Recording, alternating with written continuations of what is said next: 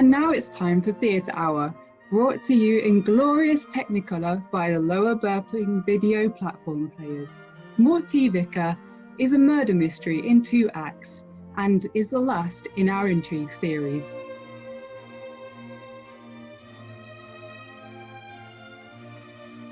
It's late afternoon at Windybottom Manor and Lady Windybottom is taking tea with the vicar. More tea, Vicar? Yes, thank you, and a custard cream if I might.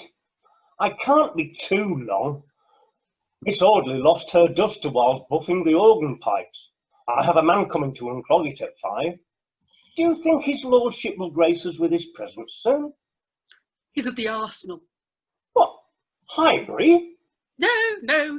You know the silly obsession that he has with medieval weaponry. He's been in his Arsenal cataloguing for days. I need to find a way to convince him to make a donation to the church roof appeal. As my mother always used to say, Vicar, don't put all your nudie branches into one basket. You know how mean Ivor can be. We have this great big house, all the grounds, and he simply won't let me hold any of my ladies' meetings here.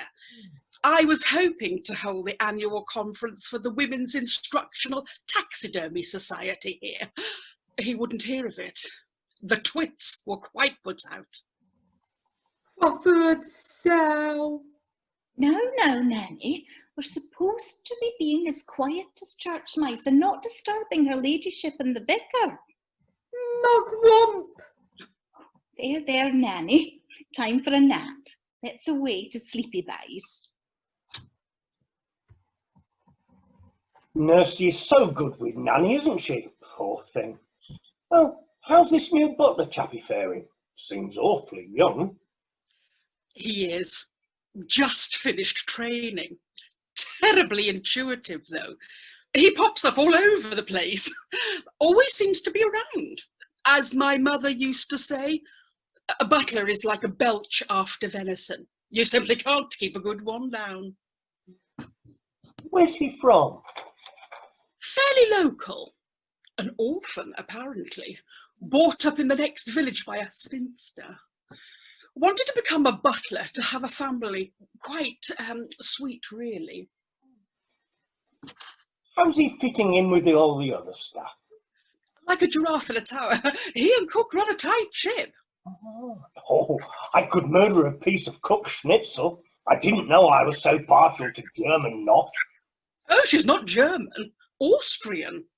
Austrian? Yeah. Oh, Pip, Charles. I say, what are you doing with that enormous lead pipe? Plumbing. Jolly good. Going back to our original conversation, if old Clammy won't donate to the roof appeal, St. Fatima's will be in a dire situation. His lordship is so unlike his dear father, who was always terribly generous to the church. I might just have to take matters into my own hands. Well, Vicar, one never knows what the future might hold. Fate has a funny way of sorting things out. What-ho? Anyone for doubles? Sissy and I are just off to thwack a few balls over the net. No doubt Rupert will give me a jolly good thrashing. Obviously, Sissy. Your tennis is no better than your deportment. Get those shoulders back, girl. Oh, as my mother always used to say, good shoulders on a lady are like apple to a suckling pig. Oh, run along now, you two, and don't be late for supper. Oh, Pert, why is your mother always so beastly to me? Pish posh, Sissy, don't be damp. Mummy's a stickler for such things. Come on, old girl. Last one there's a rotten egg. Well, Iona, I really must be running along. If my pipe isn't clogged soon, I'll be desperate.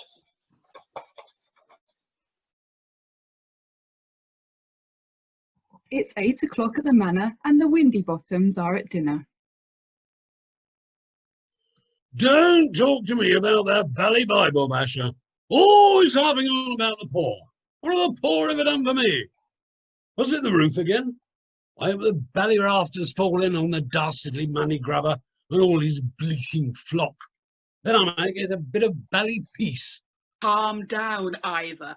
Don't get so perplexed. You know you have a dicky ticker. Don't talk rot, Iona. I'm as strong as an ox. I know you all want to get your grubby fingers on my money, but I'm not about to pop my clogs yet. Heavens above, will somebody put a rag in the old crone? This grouse is hard enough to stomach as it is. The old bat's making me feel quite bilious. No, Nanny. Did the naughty choo-choo go into the wrong station? Nursey, if you're going to talk like a Wendy Wetlegs, you'll be banned from taking dinner with the family.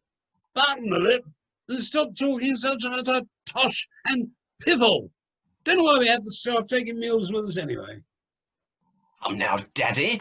Nanny has been with the family since before I was born. She's practically a windy bottom, and we'd be lost without Nursey. She'd been invaluable since Nanny went gaga.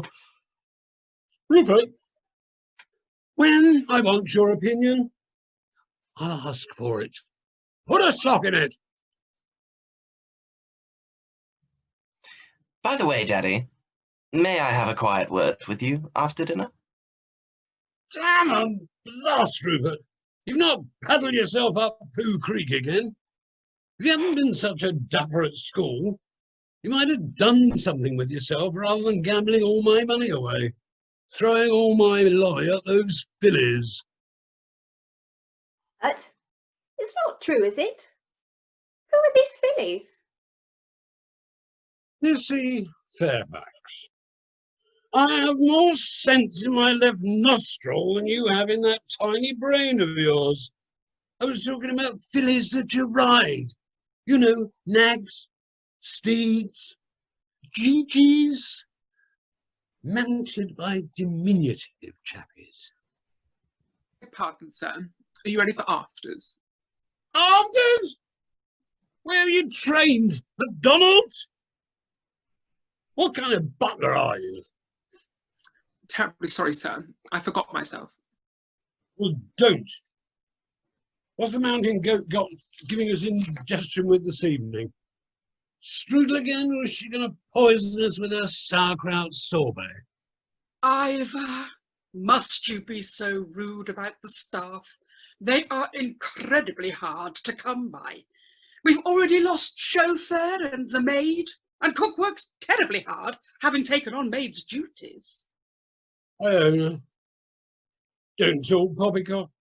Maybe you could do a little more around here, or around the house, rather than prancing around with your tiddly-tattling lady friends, making doilies out of potatoes, weaving petticoats, and knitting potpourri, or whatever superfluous bunkum it is you fritter your days away with. I don't know why we have to employ an ostrich anyway. Yodeling all over the house, slapping her thighs. Are there no cooks left in Blighty? Pip, Charles. I say, what are you doing with that enormous crossbow? Moths. Jolly good. Daddy, Sissy and I were wondering if we might give the new steam room a go in the morning. Has the gardener finished putting in the pipes yet? As far as I know, yes. The whole thing will probably fall apart within the week. I swear that ignoramus doesn't know a hose pipe from a hydrangea. I'll get rid of him. It's the last thing I do. Poo-poo head. Nanny! Ivor, you're upsetting Nanny. Tosh, she's barking mad. Woof. No, Nanny. Time for a nap. Up the wooden hill to Bedfordshire. Moron. There, Nanny. Let's not have mucky mouth or I'll be getting Mr. Soap out.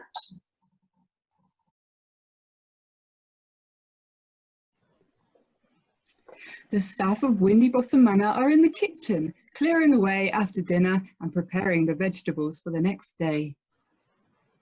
Thank heavens. That's another meal done with. His lordship was in fine form this evening. Has he always been so abrasive? Ja, he's a Schwein. I swear he's getting worse. Mind, he's never taken much of a liking to me. Having said that, he doesn't seem to tolerate anybody. How Lady W has put up with it for all these years, I don't know.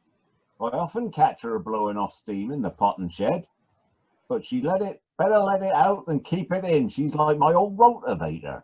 One great pop and you're off. How long have you been with the family? Oh, as long as I can remember. I were left abandoned on the church steps as a babby. Reverend Timms found me and brought me here. Nanny brought me up. My old muckers down the Pig's Trotters Inn. Don't know why I stay. Dusty, they say. Why don't you pack it in and come and work at the abattoir with us? I've been meaning to ask you, why does everyone call you Gusty? Oh, goes back to when I were a nipper. My full name is Augustus David Springfield. All a bit of a mouthful, so everyone shortened it to Gusty. You know, Gusty Springfield, get it? No matter what you do, I only want to be with you. Oh, hi up, Charles. Where are you going with that enormous bottle of arsenic? Out. Fair do. the Winterbottoms all appear to be obsessed with money. They always seem to be bickering about it. What with Rupert's vices, if you know what I mean, and the Lord's frequent dealings on the blower. Not that I listen, of course, but my business regularly does take me past the study. And one gets the impression he's quite the wheeler dealer. Oh, no doubt about the Lord's got his fingers in all sorts of pies, and not all legit either. I just try and keep my head down and mind my own business. They're a peculiar old bunch, though. But what can you do with them? Chop them into tiny pieces. What? The carrots. What are these gross klumpen? They will be sticks. I asked for tiny sticks. Oh, right, oh. I do wonder if Miss Sissy Fairfax knows what she's letting herself in for. I don't think the Lord is going to bail Rupert out this time. I can't help but feel sorry for Sissy. She seems the short shrift from all of them. Oh, don't let that slip of a girl fool you. She knows exactly what she's doing. Wily, that one, knows precisely how to deal with them. Batter them all. What? The carrot sticks.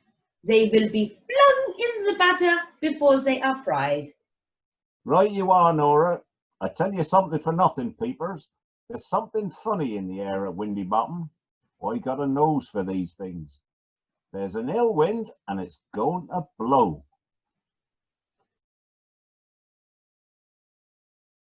After dinner, the Lord retires to his study. The other Windy Bottoms are taking coffee in the drawing room. Dashed daddy, he's such an old Scrooge. Must he be so tight? Oh, Pert, don't get so crotchety. We'll think of something. Leave it to Mummy. Oh, Pip, Charles. I say, what are you doing with that enormous mace? Paperweight. Jolly good. Yes, well, as the only son and heir, I will soon be lord of the manor, and I'll do what I bally well like with my money. Nancy boy. No, no, Nanny. You'll not be having one of your wee bilious attacks now, will you? Globule. There, there, Nanny. Time for weary heads to find a fluffy pillow. Nighty-nighty, everyone. Pyjamas. Pyjamas, Mercy. Last job, Father Rupert. More chance of getting blood out of a stone than getting money out of Clammy. Don't I know it, Vicar?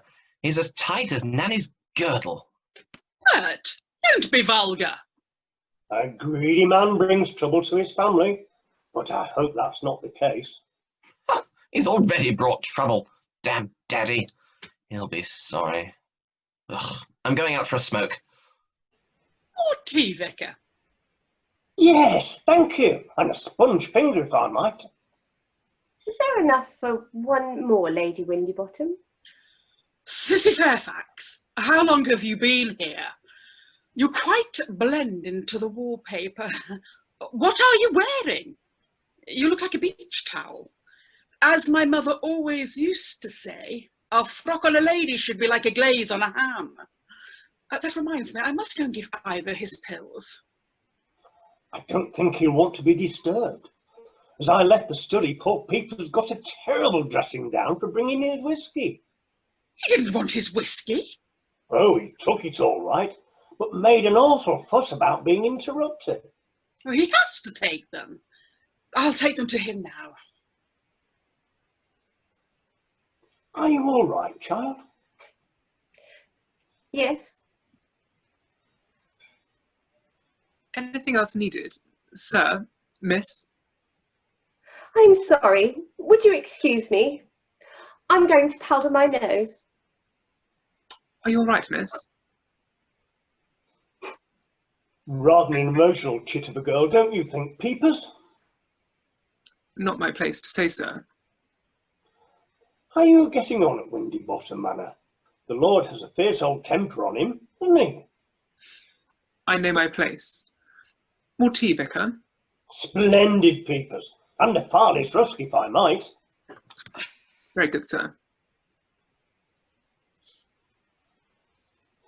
What ho, Iona? Everything all right? I say, you look a trifle pale. Perfectly fine, Vicar. Just a little weary. Mummy! Bert, what is it? You look like you've seen a ghost. It's Daddy. He's been murdered.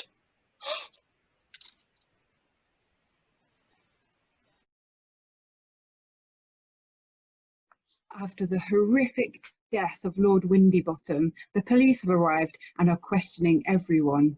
Sissy Fairfax is with them. We join the other members of the household in the drawing room. There is an air of shock and disbelief. Would you care for a brandy, Vicar? I don't mind if I do. And a bowl of shreddies, if I might. Very well, sir. I can't quite believe he's dead. Yes, poor Clammy. Battered over the head with a mace from his own arsenal. There's no evidence of a break-in, but the Lord often has his window open in the study. Anyone could have climbed in and brained him. How awful! I don't even want to think about it. Chin up, Mummy. I just feel so wretched. Wenn's a dog bites, wenn's a bee stings, when I'm feeling sad. What are you doing, Cook? Can't you see we're all upset? Yeah. But when we feel sad, we will remember our favorite things, and then we will not feel so bad. Thank you, Cook, thank you. But I'm not sure it's quite appropriate to sing right now. Whatever.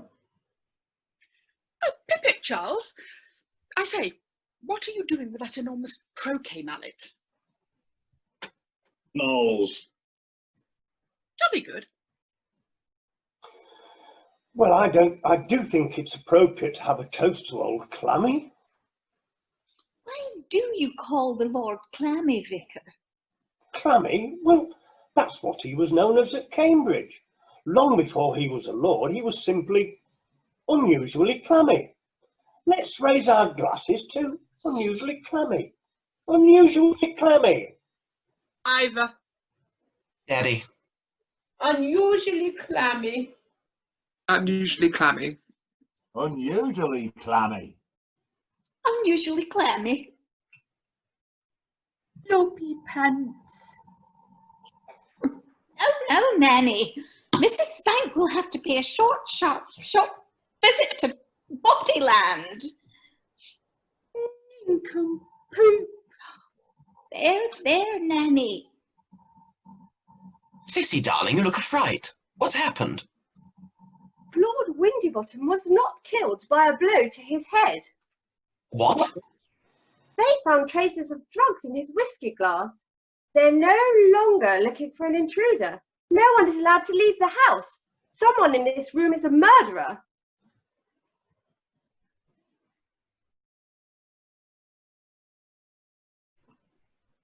After Sidney Fairfax's shocking revelation, the Windybottoms have retired to bed. Police have posted an officer at the gate, permitting no one to leave the premises. The staff are in the kitchen, discussing the day's events, and Cook is preparing for tomorrow's breakfast. I told you there was something funny in the air. My nose is never wrong. Didn't think it would end in murder, though. The Lord appeared to have a lot of enemies, though. Maybe it was inevitable. By all accounts, everyone in the room had a reason to want rid of him. I hope you're not suggesting it could be one of us. I'm not suggesting anything. I'm simply saying that no one is above suspicion. Well, I don't trust any of them. They deserve what's coming to them. They should be hanged. What? The kippers! You left them in the cool shrink. Oh, all right, Nora. I can take him out of the fridge and hang him in the smokehouse in the morning. 9! They will be hanged at dawn. It is the best time for the flavour. Oh, hi up, Charles. What are you doing with that enormous meat cleaver? Eureka. Fair do. Oh, that's Nanny all tucked up tightly like a wee downy chickie in its fluffy feathered nest. Oh, it's been a terrible night. Poor wee Nanny. She's been in a right to an 8. I was just about to wake her up and after the after-dinner nap, but the poor wee hen was already up. I found her grooming the rocking horse that sits on the landing. I thought Nanny was confined to that bath chair of hers. Oh, well, yes and no. I mean, she can take a few wee steps, but she's not sprightly. That's fine. What is, dear? Oh, nothing. Never mind. Poor Nanny, she's not been right for ages. She were always so kind. Then one day, out of the blue, she gets a knock on the head while she were out walking the grounds. Nobody knows how it happened. I remember it because it was just after my 18th birthday. They found her by the summer house, unconscious like. She had to have complete rest for weeks. Lady W stayed with her in the nursery, day in, day out, looking after her and the like. Wouldn't let anyone else near her in case it upset her or made her worse. It were no good though. She were gaga and still is. Oh, how sad. What a night. I think we're all in a bit of a state. You're not wrong there. Oh, even her ladyship was a bit off after dinner. I saw her in the corridor outside the study with a handful of pills. His lordship's medication? Oh, no, dear. There were far too many. I was worried the poor lass was going to do herself a mischief. She's been so melancholic these last weeks. Well, case closed in my book. Why do you say that? Well, it stands to reason, don't it? They found traces of drugs in his lordship's whiskey, and she's caught red-handed outside. He's study with an handful of pills, not to mention that she's the only person to have access to his medication. She were always particular about that.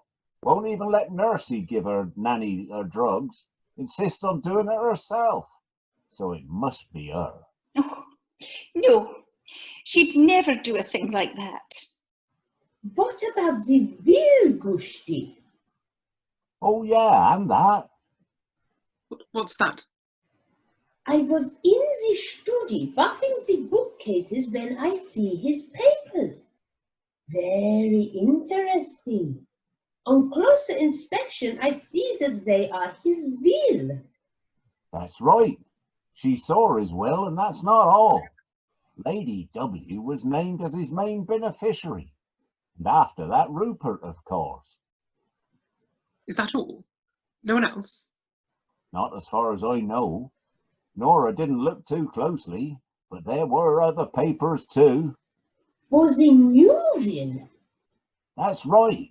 He were about to draw up a new will. What were he going to change? Seems to me it might have been in Lady W's favour for him to die before it got changed. I don't think I like all of this talk and accusation. I think I might just have a wee trip to Dosyland. Nighty-nighty, everyone. Pyjamas, Pajamas, Nursey. Are you sure about the will? I'm surprised he left everything to her ladyship. He didn't seem to lavish much money or love on her while he was alive. And you're certain there was no one else mentioned? Well, that's what Nora said she saw. And anyway, it looks as though he were going to change it. The plot thickens. On hearing Nursey's scream, the household rush to the scene. Lady Windy Bottom's bedroom. Nursey has discovered her ladyship with a meat cleaver sticking out of her head. Peepers feels for a pulse. She's dead. Wait, I'm not so sure you're right. She's still breathing. Right. Oh, she's trying to say something. What is it? Hush now. What's that, dear? Windy Bottom. You have a windy bottom? No, you foolish nurse. I said there's another. Windy Bottom. Oh.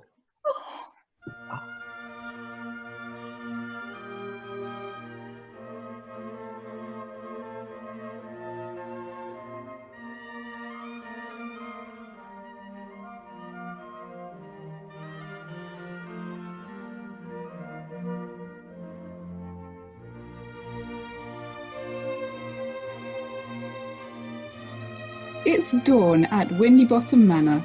Cook and Peepers are preparing the breakfast, and Gusty has just come in from the smokehouse. There you are, Nora. It's done. Danke, Gusti. What a rum old night that was. Yes, it's all rather shocking, isn't it? This might seem a little tactless, but one just wonder how this all leaves us. How do you mean? Well, it makes one wonder, are our positions and our lives, for that matter, safe? What with 2 Windy Bottoms dead in one night? There is still one left. The other one must be disposed of. What? The garbage sacks, Gusti. You left one behind. It will stink out the kitchen. Sometimes, Gusti, I don't think you know your backside from your elbow. Sorry, Nora. I'll put it out in a skip in a minute. I know what you mean, though, Peepers. You feel like you have to watch your back the whole time. I was convinced Lady W were guilty. But with her dead, well, now I'm not so sure. Who could be capable of such violence?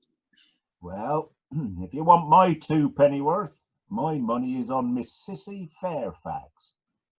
She might look as though butter wouldn't melt in her mouth, but she's got a brutal side to her.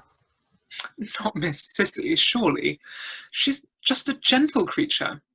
Gentle, my elbow.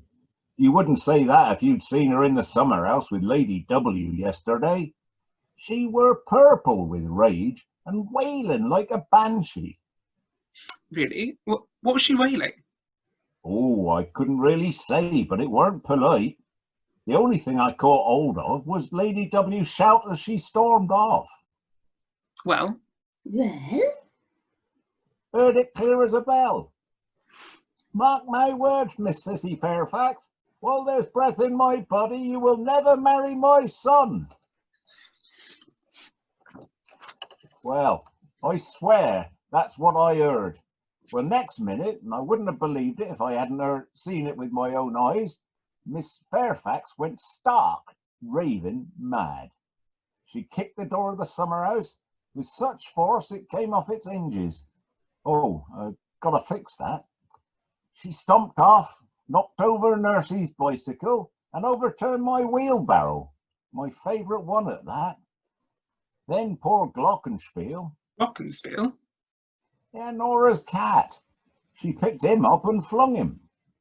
She will be made to pay. Don't get upset, Nora. Nursey, she will be made to pay for her bedpan and bath chair brochure. She owes me funds. Oi up, Charles. What are you doing with that enormous cannon? Or step. Fair do. Can't believe that of Miss Fairfax. She seems so charming. What could she possibly have to gain with the Windiebottom's debts? It's obvious, really. With them gone, she's free to marry Rupert and become the next Lady Windiebottom. But what about Rupert? With his mother and father gone, all the family wealth is at his disposal. He could pay off all the debts and then live as he pleads. Oh, good morning all. What a terrible to-do. I hardly slept a wink. Not like Nanny.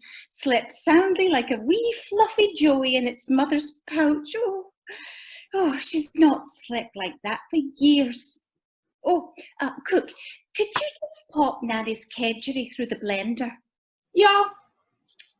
Poor wee Rupert. What a frightful affair. Both parents murdered in one night. He's dreadfully upset. He's going on and on about this other Windiebottom. Oh, yeah. That's a queer thing. What were all that about? Certainly puts the cat amongst the pigeons.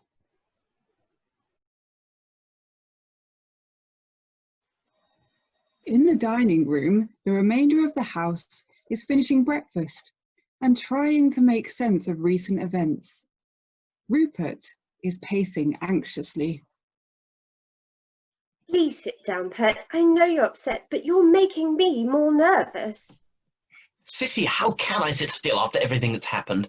It's bad enough to suddenly find yourself an orphan without this bombshell from Mummy on her deathbed. What does she mean, another Windiebottom? Who? Where? How? Hurt buttocks. Oh, Nanny, you just spat in my brogues. Vicar, do you know anything about any other family members? I know Daddy had a brother, but he died years ago. You've always been close to the Windiebottoms. Have they been lying to me all these years? Things are not always as they seem, Rupert. Now we see through a glass darkly. But surely there must be something you can tell me. I need to know. Tell me! Don't push me, Rupert. There's a good chap. What ho, Charles? I say, what are you doing with those enormous gas bottles? Bookends. Good-o.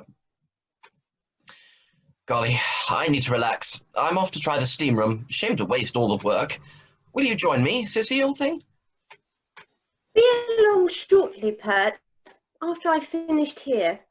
I want a spot of fresh air. Righto. But you will join me? Promise? Truly? Cross my heart and hope to die. Snuff it. No, Nanny. You look as worn out as that wee piggy that ran all the way home. Rump. There, Nanny. Be a good girl and Mr. Snuggles won't be joining you. More tea, Vicar? Oh, what a good idea, and a pickled onion, if I might. I wonder how much longer the police will keep us here. It's frightfully inconvenient being away from my parishioners. I really couldn't say, but one feels awfully claustrophobic, and the inspector's not making it any easier. He was perfectly beastly to me. It was terribly distressing. If Peepers hadn't been such a brick, I think I would have been in pieces. Peepers? Yes, he's been such a sympathetic ear. What have you been telling me? Nothing he doesn't already know. Sissy Fairfax, be careful who you talk to. Careless talk costs lives. We know nothing about Peepers. It's rather peculiar how all this has happened since he arrived.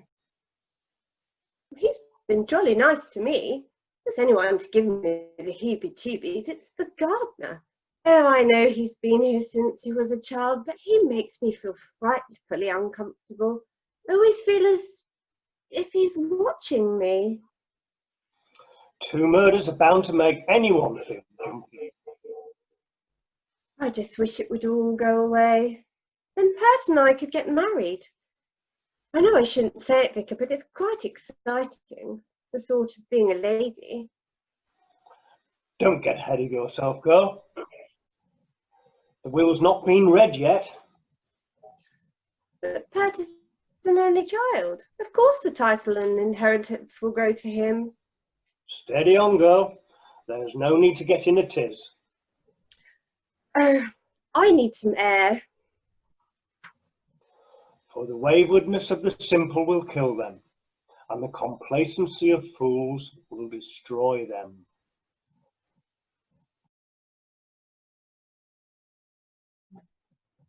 It's 10 a.m. and all is peaceful at Windy Bottom.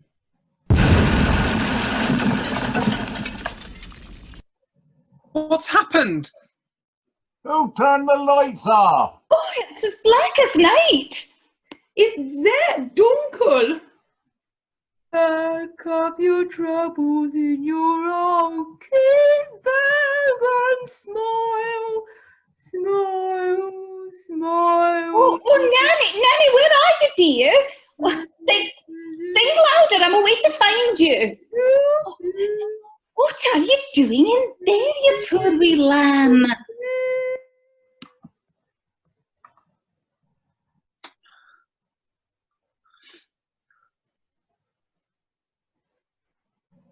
Oh, that's got it. Whatever that bang were, it threw out the main trip switch. I couldn't see my foot in front of my face.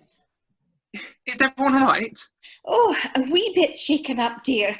But poor wee Nanny, I mean, she's quite delusional. I found her in this airing cupboard singing wartime tunes. Poor dear thought we were in the middle of the Blitz again. In a poor wee head, she crawled into a bomb shelter. Luftwaffe! There, Nanny. See what I mean? Well, what were it? I don't know, but it appeared to come from the east wing. Well, that's where the new steam room is. Ah, thank goodness you're all here. Are you all right? Yes. Yeah. The steam room has gone up in smoke. The whole thing has exploded. Well, how did that happen? I just finished checking all the pipes and fittings just yesterday. There, Gushti. We don't know what's happened yet. The police were running to investigate as I ran to find you. Oh dear goodness. What? Didn't Rupert say he was going to try out the steam room this morning? Oh, you're right. So we did. You think poor Rupert might have arisen to the heavenlies? You mean he's bought the farm? He's brown bread. Pushing up the Edelweiss. He bought his wee tiny mincing clogs. Mincemeat. Oh, poor Rupert. Rupert! Bum. We thought you were dead. No, not I, but poor darling Sissy. Not Sissy. Poor Sissy Fairfax. Oh, the poor wee girl. What on earth happened? The police discovered 2 enormous gas bottles and a hose leading into the vent of the steam room. Oh, I thought there was an aroma of gas, but I just assumed it was one of Nanny's spicy, whiffy toots. But how are you so sure that Sissy was in there? Oh, as you can imagine, it's a shocking sight. But they found her cigarette case. It seems poor Sissy really did have her last smoke. Oh, Horrible. was she doing in there on her own?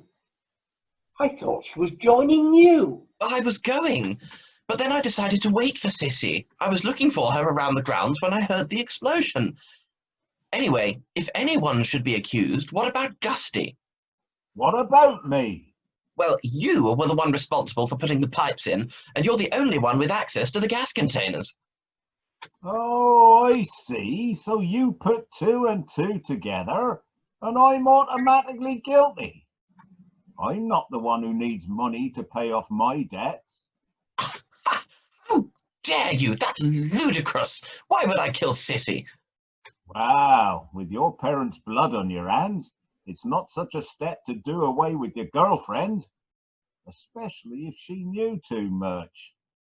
Anyway, I were with Nora in the kitchen at the time of the explosion, and I'm not the only one with access to the gas. I think we should all just calm down. Why is that, Peepers?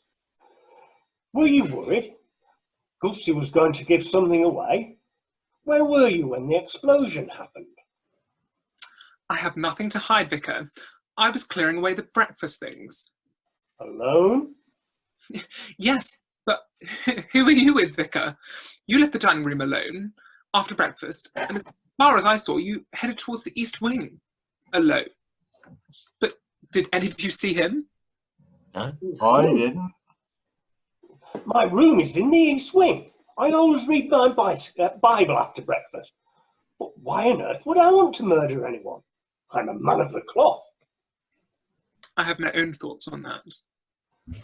We're all in the same boat. Any one of us could be the killer, and there are not many of us left. I will gut what's left. What? I will gut what's left of the trout in the larder and make you all my special trout schnitzel. You are all upset and you need feeding up. Come, Gusty, you can pull the wishbone. Righto. Sounds delicious. I should go to the cellar and root out a nice bottle of leaf milch. Yes, I think it's time we all stop loitering. The police are sure to want to question us all. Pigs. No, Nanny. Is that polite about the boys in blue? If you're not careful, they'll haul you away in the paddy wagon. Fish face. Oh, there, Nanny. You've been whipped up into a frenzy this morning. I think it's time for your squirrel nutkin to curl up in her wee cosy dray. What ho, Charles? I say, what are you doing with that enormous rope? Abseiling. Good-o. You know, I don't feel safe in this house anymore. Goodness knows who will be next, Vicar. Don't forget, Rupert, you yourself are prime suspect. After all, as far as we know, you are now the sole beneficiary of the will. I am no killer, Vicar. Besides, there is still no reason why I would murder Sissy. I'm not saying you murdered anyone. I'm simply saying that you have more reason than most. I've had enough of this. I'm going for a walk. Wait, Rupert. Walk with me. It's time you knew the truth.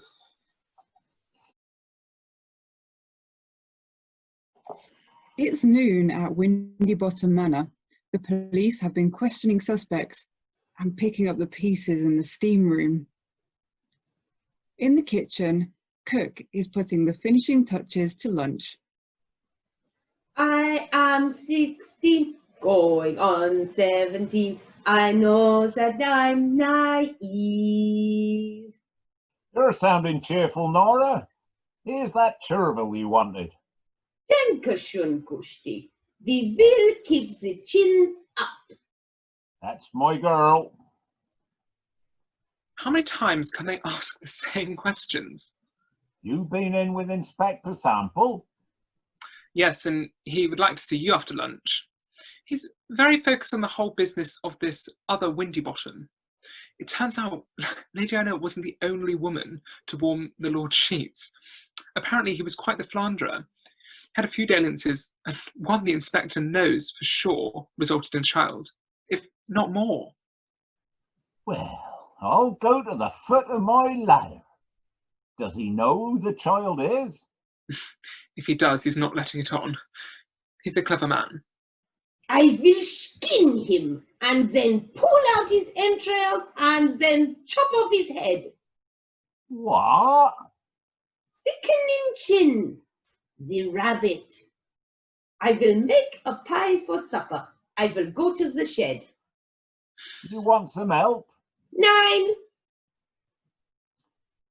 If the Lord did have another son or daughter, he or she could be a threat to Rupert's inheritance.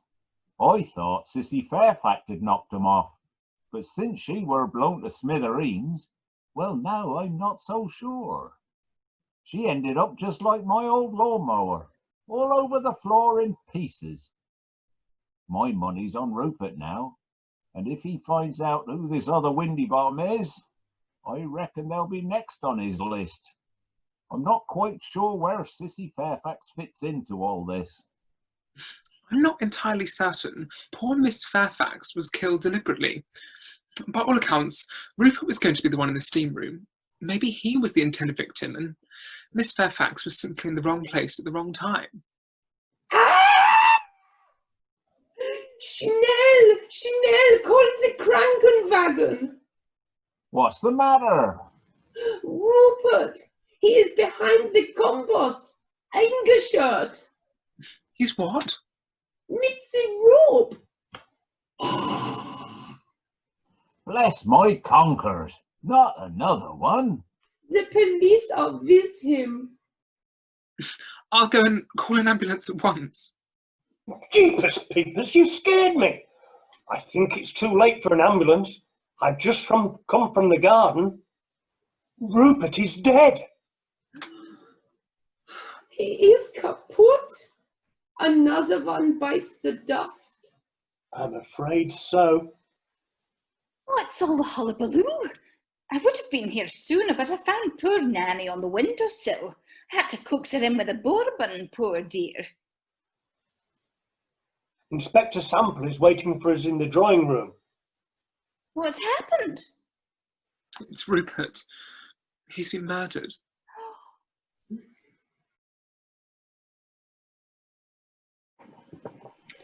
The last survivors of Windybottom Manor are gathered in the drawing room, waiting for Inspector Sample to reveal all. More tea, Vicar? Thank you, Peepers, and a mini milk, if I might.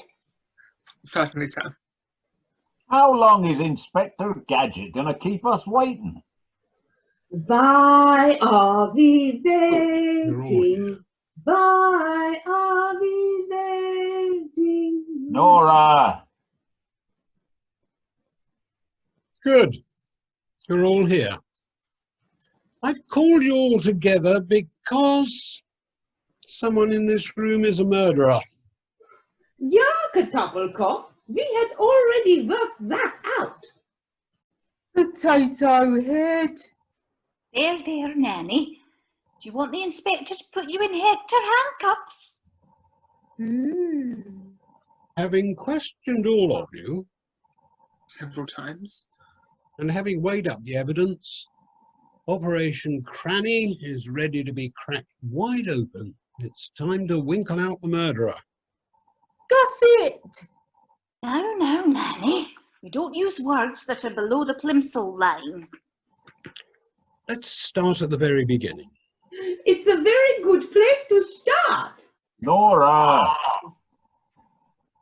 Lord Windybottom was first thought to have been murdered by a blow to the head whilst alone in his study.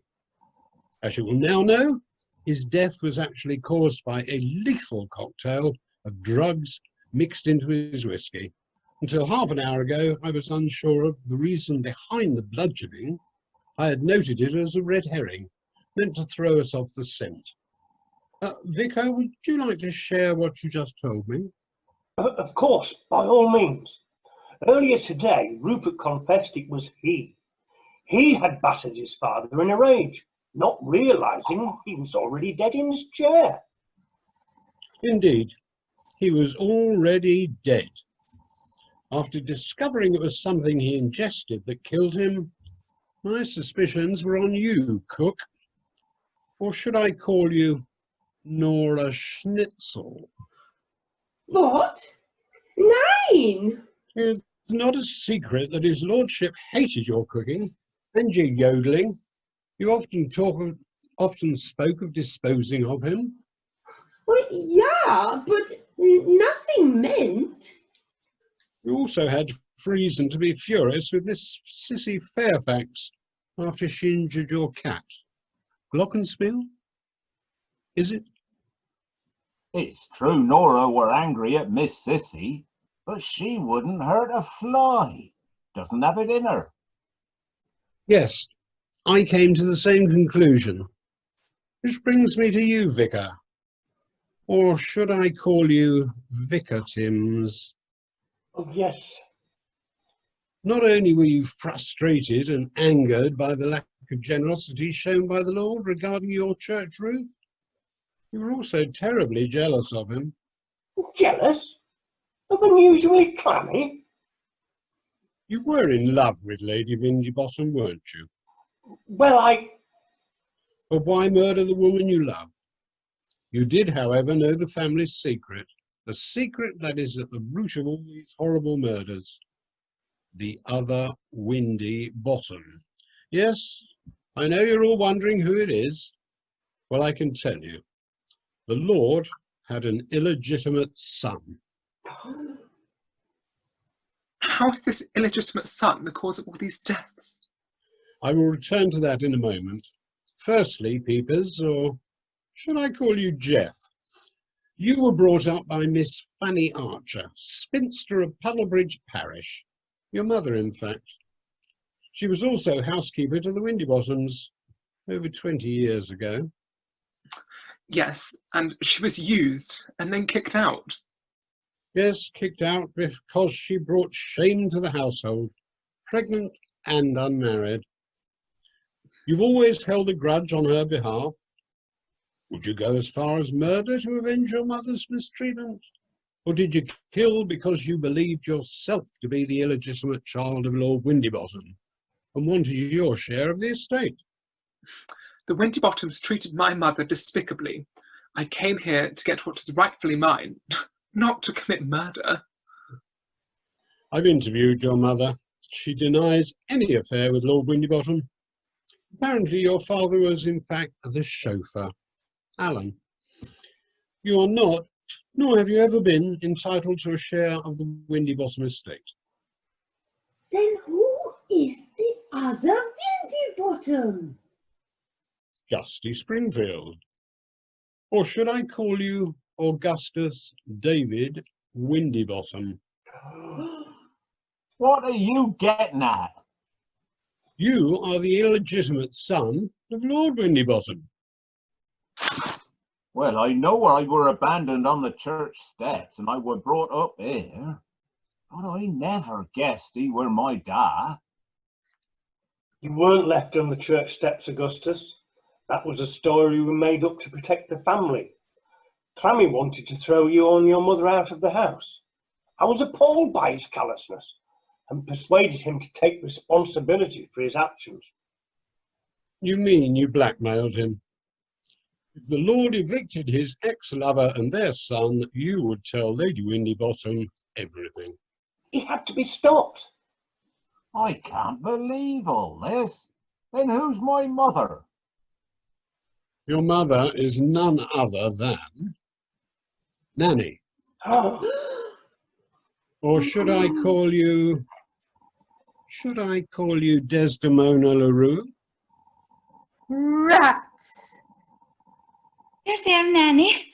Don't get upset by the inspector and his naughty fibs. Not fibs, I'm afraid. The truth. Miss LaRue was his lordship's mistress and gave birth to a son, Augustus. She also had the most reason for vengeance against the Windiebottom family. Inspector, she might be my mother, but with all due respect, Nanny's gaga. How could she be capable of such things? She is like the cuckoo in the little wooden clock. Bless her little cotton socks. She's like the Mad Hatter at the tea party and the March Hare to boot.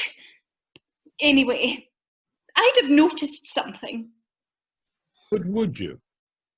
Let's weigh up the evidence. On the night of his lordship's murder, you said you found Nanny grooming the rocking horse on the landing. Behind the rocking horse, we discovered a panel, which, when opened, led to a secret passage, and that passageway led all the way to the Lord's study. No. After you put Nanny down for her evening nap, she had ample time to slip down the secret passageway and pay his lordship a visit. I took him his whiskey. Where did the drugs come from?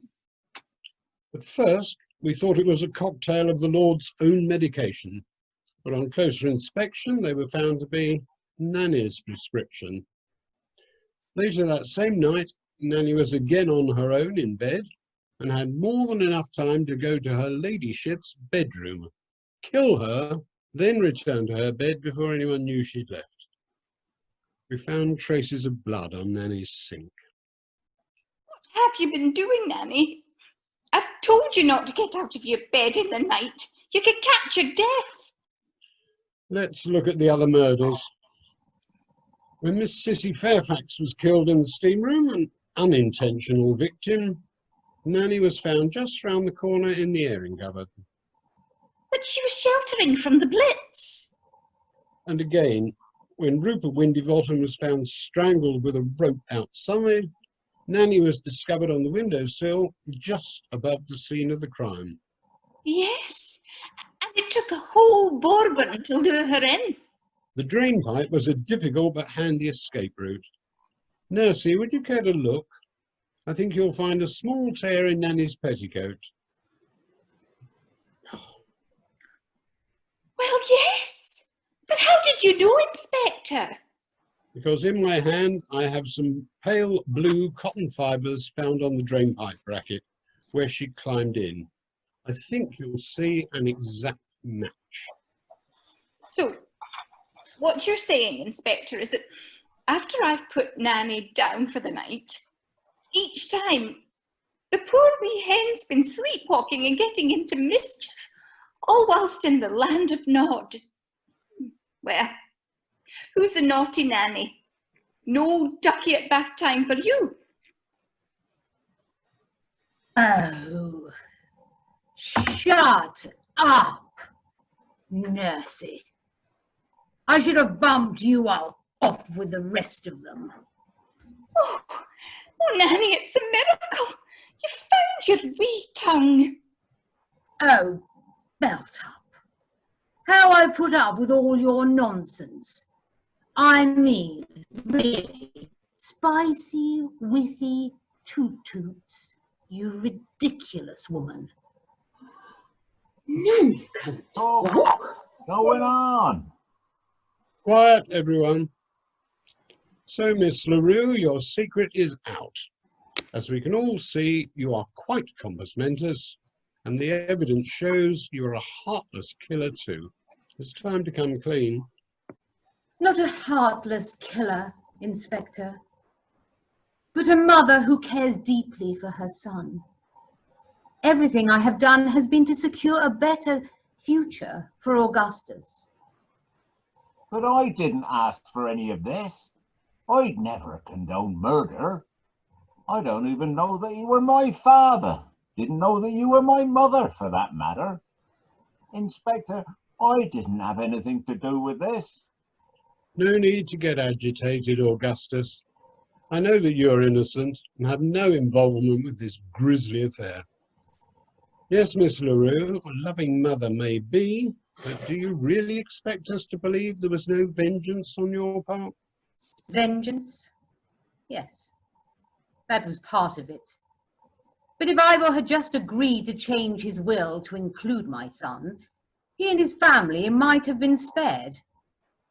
That's why I went to him that night, to try to persuade him. I slipped unnoticed into his study. He was shocked, to say the least, to see me standing there. Not least because, like all of you, he thought I was away with the fairies. He refused to change his will. We had a furious row. He was determined to get rid of both Augustus and I from Windybottom Manor. Realizing he wouldn't relent, I decided to take matters into my own hands. I went to my room. I soon returned with my medication. I could hear Ivor talking to Lady Iona in the corridor, so I slipped in and dropped the pills into his whiskey. He didn't even realise I'd been there. And Lady Windybottom? I had no qualms about killing her after what she did to me. But Lady W was so good to you when you had that bash on the head. Nursed you for weeks, so she did. It was she who hit me. She found out that Ivor was your father. She was terrified I would make trouble, and so found a way to keep me quiet. But she was your Krankenpflegerin. She wasn't nursing me. She was drugging me. If I was Gaga, she could control me. I suppose I should feel a little grateful that she didn't kick Augustus out. I can't believe Iona would do such a thing. Besides, if she'd been drugging you all this time, how are you so clear-headed now? She made a simple mistake.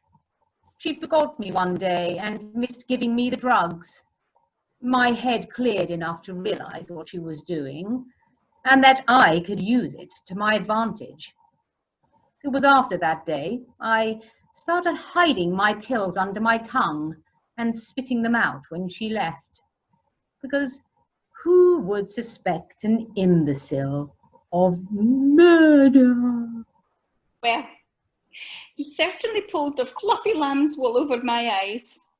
It's a wonder I didn't notice your wee nosy getting longer by the day. So with Lord and Lady Windybottom taken care of, there was only Rupert who stood between you and your son and the Windybottom fortune. You had to dispatch of him too. But what about Miss Sissy Fairfax? That was an unfortunate mistake. That explosion were meant for Rupert, weren't it? Miss Sissy Fairfax was simply in the wrong place at the wrong time. Bless her soul. May she rest in pieces. Oh, Nanny, all those lies. Your wee panties must be ablaze. Well, that's Operation Cranny sealed. Desdemona LaRue, you are under arrest. Busted. Nuts! But where does that leave me? Leaves you with a title and a very tidy fortune. What? But I thought I weren't named in the will. No, but the will reads that in the event of Lady Windybottom and Rupert's death, the whole estate should go to Lord Windybottom's closest relative. You are he. You are a Windybottom, a Gushty Windybottom. Well, fancy that. I'm Lord of the Manor. Nora Schnitzel, how do you fancy being my lady? You're Gushty. I will be Lady Windybottom. Oh, I do like a happy ending. Hey up, Charles. What are you doing with that enormous stick of dynamite? Cobwebs.